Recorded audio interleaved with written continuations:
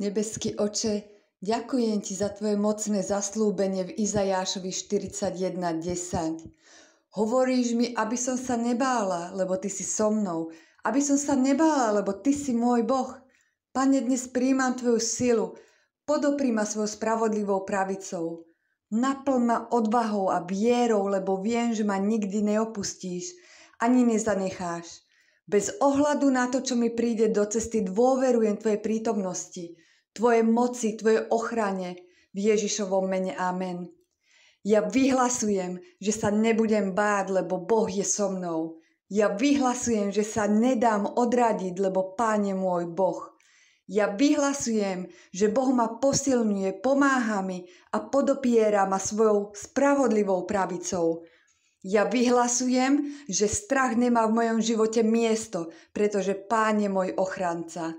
Ja kráčam s dôverou, lebo viem, že Boh je vždy so mnou.